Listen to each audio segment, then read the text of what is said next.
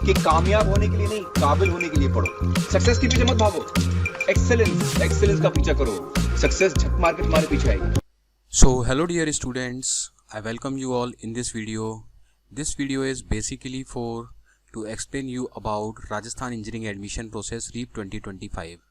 अगर आप इंटरेस्टेड हैं राजस्थान के इंजीनियरिंग कॉलेजेस में बीटेक का कोर्स करने के लिए, प्राइवेट या गवर्नमेंट इंजीनियरिंग कॉलेजेस में, तो ये वीडियो आपके लिए बहुत हेल्पफुल हो सकता है। इस वीडियो में मैं आपको एक बार ब्रीफ करने वाला हूँ कि इम्पॉर्टेंट डेट्स क्या हैं, किस तरीके से इस बार जो चेंजेस किए गए हैं रीप के अंदर, और भी जो अदर डिटेल्स हैं वो सब हम इसमें डिस्कस करने वाले हैं। थोड़ा सा लेट ज़रूर हुआ हूँ, थोड़ा बिजी था कुछ वर्क्स में, तो अभी मैं आने वाले दिनों में आपके साथ जुड़ा रहूँगा रीप 2025 प्रोसेस के साथ। तो चलिए स्टार्ट करते हैं इस वीडियो के साथ। तो सबसे पहले मैं आपको बता दूं कि जो आपको ध्यान में रखना है वो इम्पॉर्टेंट डेट्स क्या हैं। इम्पॉर्टेंट डेट्स आपको ध्यान में होनी चाहिए।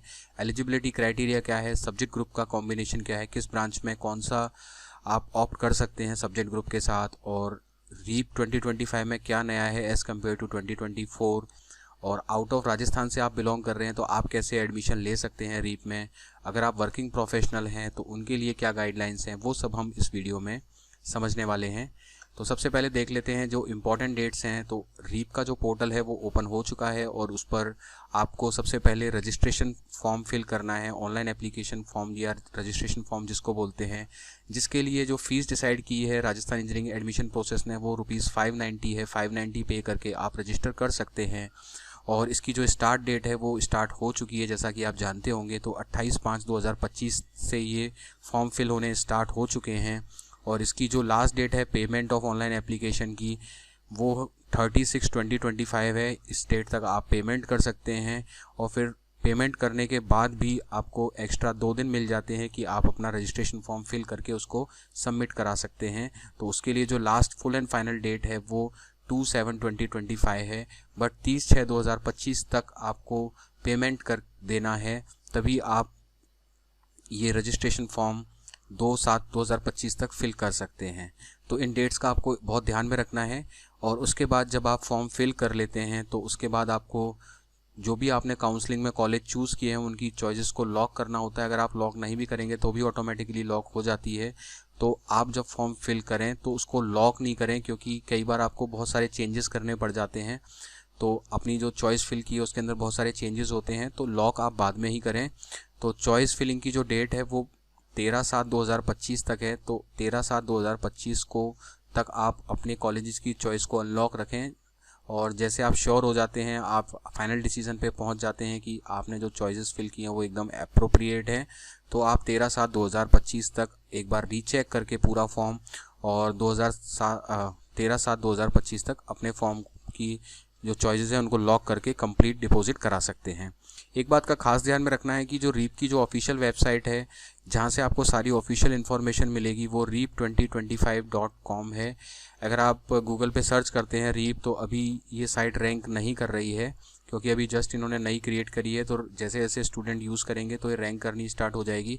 बट अभी आप रीप डाल के सर्च करेंगे तो कुछ प्राइवेट साइट्स खुल जाती हैं जो आपकी इन्फॉर्मेशन आपसे मांगती हैं, तो उन साइटों से आप अवेयर रहें और इधर उधर अपनी इन्फॉर्मेशन डालने से बचें, क्योंकि यहाँ पर आपको सावधानी से इंजीनियरिंग एडमिशन प्रोसेस में पार्टिसिपेट करना है, क्योंकि यहाँ पर काफ़ी जो लोग हैं वो आपको उलझा सकते हैं। तो इसीलिए रीप की जो ऑफिशियल वेबसाइट है उससे ही आपको ऑथेंटिकेटेड इन्फॉर्मेशन सारी मिलती रहेगी।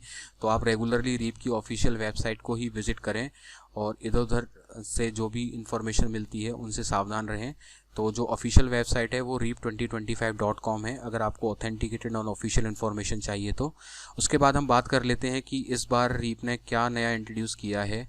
तो लास्ट ईयर तक क्या होता था कि जैसे ही आपकी काउंसलिंग का रिजल्ट आता था तो आपको जो भी कॉलेज अलॉट होता था वहाँ पर आपको फिजिकली रिपोर्ट करना होता था, आपके डॉक्यूमेंट्स जमा कराने होते थे, और काउंसलिंग फ़ीस के फॉर्म में 10,000 रुपीज़ या फ़ीस आपको डिपॉजिट करानी पड़ती थी। पूरी कंप्लीट फ़ीस ही, सेमेस्टर की फ़ीस आपको डिपॉजिट करानी पड़ती थी। बट इस बार जो उन्होंने किया है, इस बार आपको ऑनलाइन रिपोर्टिंग का मौका दिया है कि आप ऑनलाइन रिपोर्ट कर देंगे जो भी आपकी है, अगर और उसके साथ आपको 10,000 रुपीज़ डिपॉजिट करने हैं। फिर आपको लगता है कि आपको जो कॉलेज मिला है वो सही नहीं है तो आप अपवर्ड मूवमेंट में जा सकते हैं और ये जो काउंसलिंग फ़ीस है आपकी फ़ीस में एडजस्टेबल हो जाएगी। तो आपको हर कॉलेज में जाकर फिजिकल रिपोर्ट करने की रिक्वायरमेंट नहीं है, क्योंकि 7 to 8 टोटल राउंड्स होते हैं। तो पिछली बार तक क्या होता था, जितने भी राउंड्स होते थे, जितनी बार भी कॉलेज चेंज होता था, आपको बार बार नए नए कॉलेज में जाकर रिपोर्टिंग करनी पड़ती थी।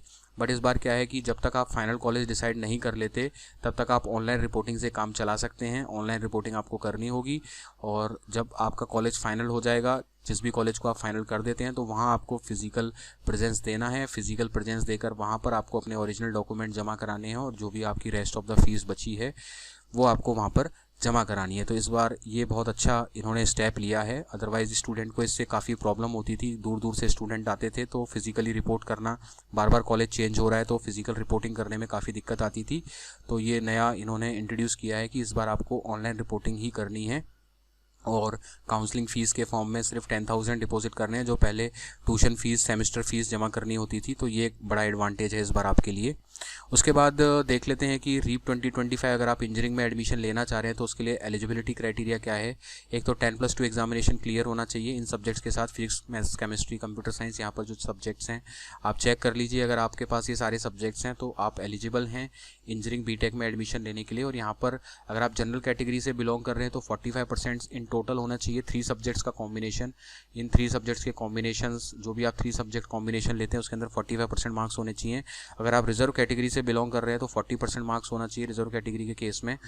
तो मैं यहाँ पर आपको बता दूँ कि जो रिजर्वेशन है वो आपको गवर्नमेंट में भी एप्लीकेबल है और आप अपने रिजर्वेशन का बेनिफिट प्राइवेट इंस्टीट्यूशन के एडमिशन्स में भी यूज़ कर सकते हैं। तो government plus private engineering college दोनों में ही रिजर्वेशन क्राइटेरिया एप्लीकेबल है और आप दोनों में ही इसको यूटिलाइज़ कर सकते हैं।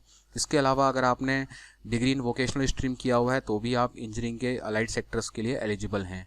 अब जो होता है कि किस बेसिस पर आपको एडमिशन मिलता है, तो अगर आपने JEE मेंस 2025 का एग्जामिनेशन दिया है तो उसके अंदर जो आपकी रैंक परसेंटाइल है उसको फर्स्ट प्रायोरिटी पर रखा गया है। बट उसमें एक कंडीशन है कि आपके 20 परसेंटाइल से ज़्यादा होने चाहिए, तभी आपको इसकी एज अ फर्स्ट कैटेगरी में JEE के मार्क्स को कंसिडर किया जाएगा। अगर आपके 20 परसेंटाइल से ज़्यादा हैं तो मैं आपको यही कहूँगा कि आप JEE के बेसिस पर फॉर्म फिल करें।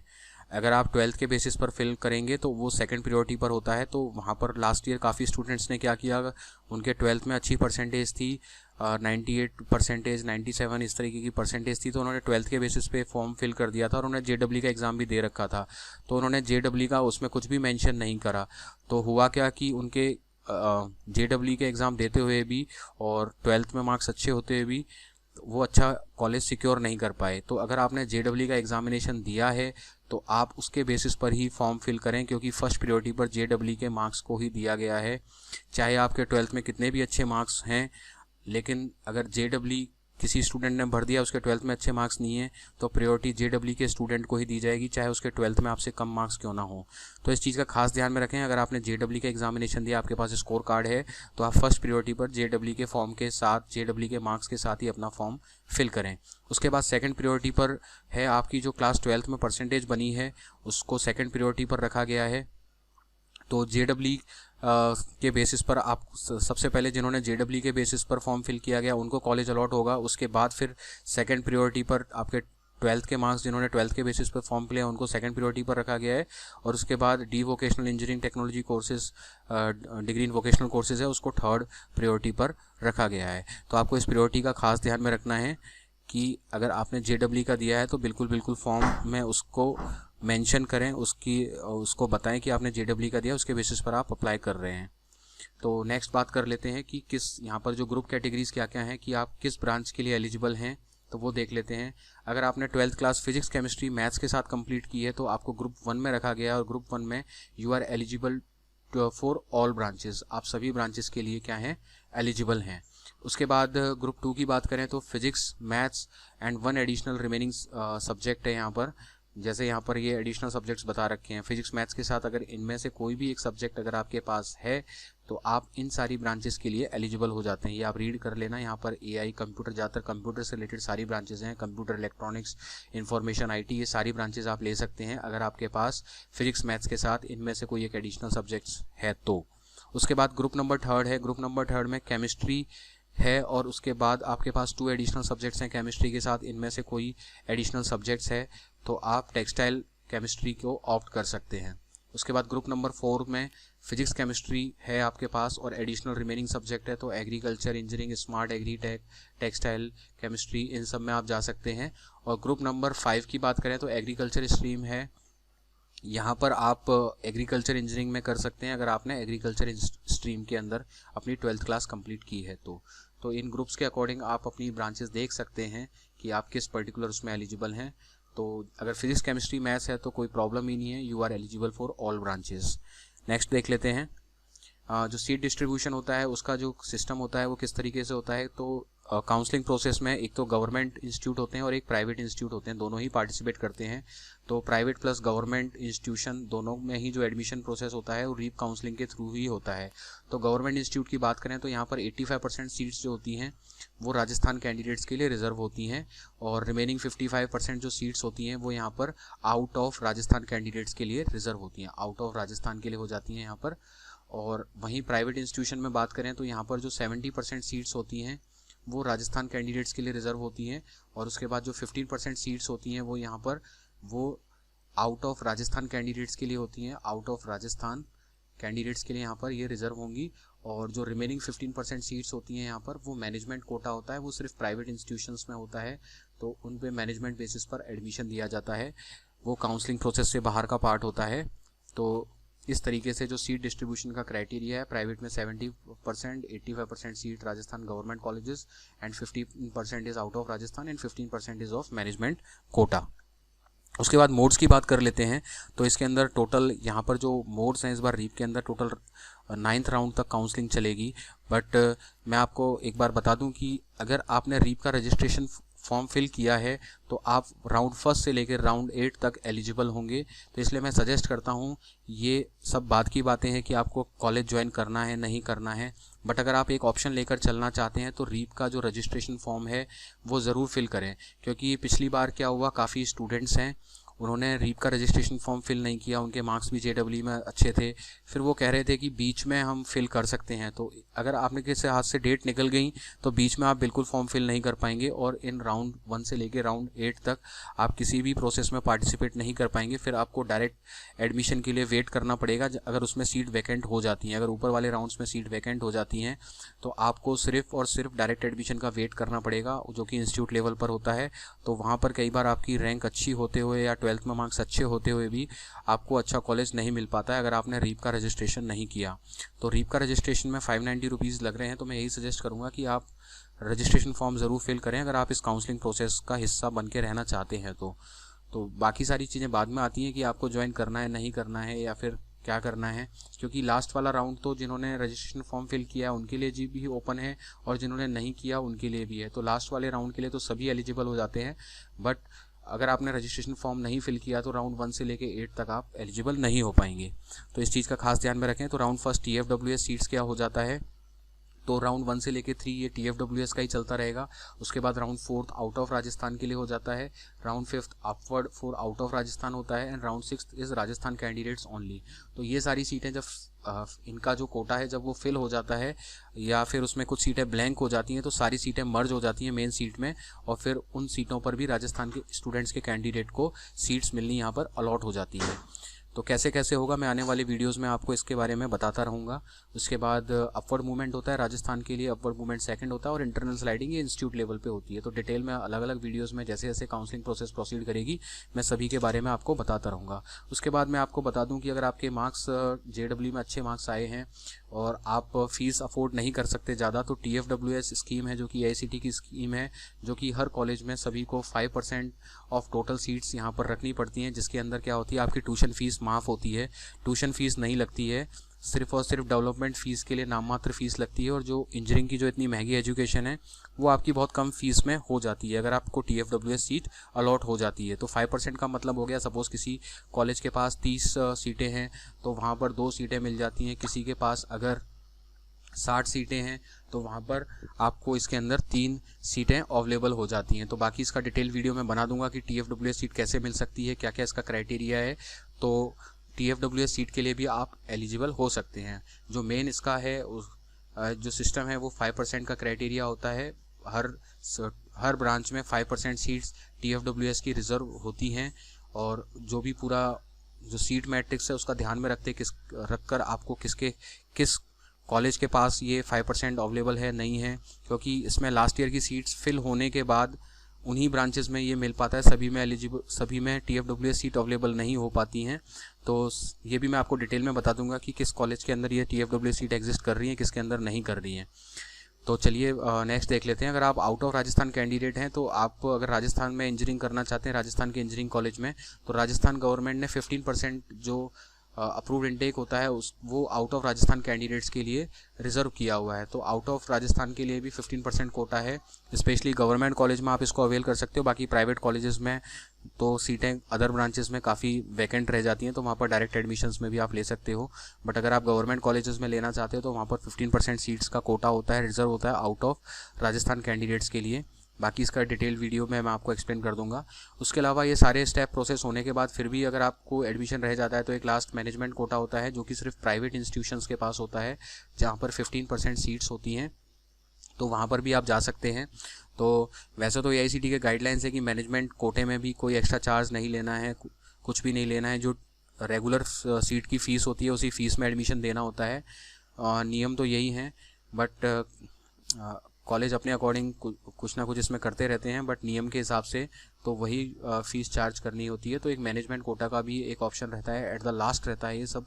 जब आपको कहीं पर भी कुछ भी सिक्योर नहीं हो पाया तो आप मैनेजमेंट कोटे में डायरेक्टली कॉलेज में कांटेक्ट करके वहाँ पर उनके मैनेजमेंट से बात करके इन सीट्स के बारे में पता कर सकते हैं। उसके बाद हम बात कर लेते हैं वर्किंग प्रोफेशनल कोटे की। तो AICTE ने भी वर्किंग प्रोफेशनल है उनके लिए भी सीट अप्रूव कर दी हैं। बट इसको क्या होता है कि कॉलेज को अप्रूव कराना पड़ता है। तो ये सीट मैट्रिक्स में कॉलेज ने मेंशन कर रखा होगा कि किसके पास वर्किंग प्रोफेशनल कोटे की सीट्स हैं, तो उसके अकॉर्डिंग आप कॉलेज चूज़ कर सकते हो। तो आप भी इसके अंदर पार्टिसिपेट कर सकते हो वर्किंग प्रोफेशनल के लिए। कुछ टर्म्स एंड कंडीशन है, service proof, last 2 years, REAP के ब्राउचर में लास्ट 2 ईयर्स लिखा हुआ है, बट AICTE के गाइडलाइंस में ये 1 ईयर भी है, तो 1 ईयर के बेसिस पर भी ले सकते हैं।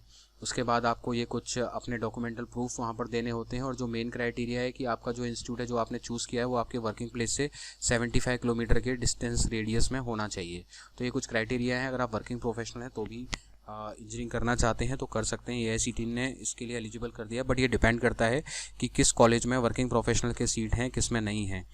तो आई थिंक कि आपको ये सारी बेसिक चीज़ें समझ में आ गई होंगी, और आने वाले दिनों में मैं स्टेप बाय स्टेप सभी टॉपिक्स पर वीडियो बनाता रहूँगा, और आपके जो डाउट्स हैं, डिटेल्स हैं, उनको सबको डिस्कस करता रहूँगा।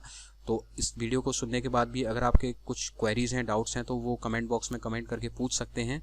बाकी अभी फॉर्म फिलिंग का प्रोसेस चल रहा है, तो जैसे ही मेरे को टाइम मिलता है तो मैं आपको किस तरीके से फॉर्म फिल करना है, कैसे डॉक्यूमेंट्स अटैच करने हैं, क्या क्या डॉक्यूमेंट अटैच करने हैं, उसका भी मैं एक डिटेल वीडियो बना दूंगा, जिससे आपको हेल्प रहे।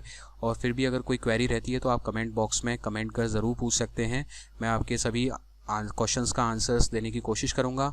एंड एट लास्ट आपसे जाते जाते यही रिक्वेस्ट है कि ये सारे वीडियोस बनाने में, टाइम देने में बहुत मेहनत लगती है, और उसके लिए एक ही मोटिवेशन है कि अगर आप पहली बार चैनल पर आए हैं तो चैनल को सब्सक्राइब ज़रूर करें, क्योंकि आपका सब्सक्रिप्शन ही हमारे लिए मोटिवेशन होता है। तो आप जितना चैनल को सब्सक्राइब करेंगे उतना ही हमारा मोटिवेशन होगा, उतना ही हमें इंस्पिरेशन मिलेगा आपको हेल्प करने का, आपके लिए वीडियोस बनाने का। क्योंकि ये सिर्फ़ और सिर्फ आपकी हेल्प के लिए है, इससे किसी भी तरह का कोई मुझे फाइनेंशियल गेन नहीं होता है, सिर्फ़ और सिर्फ ये आपकी हेल्प के लिए बनाया गया है। तो इसके लिए आपसे रिक्वेस्ट यही है जाते जाते कि आप चैनल को सब्सक्राइब करें, सपोर्ट करें। तो चलिए मिलते हैं नेक्स्ट वीडियो में। Then thank you, okay, bye bye.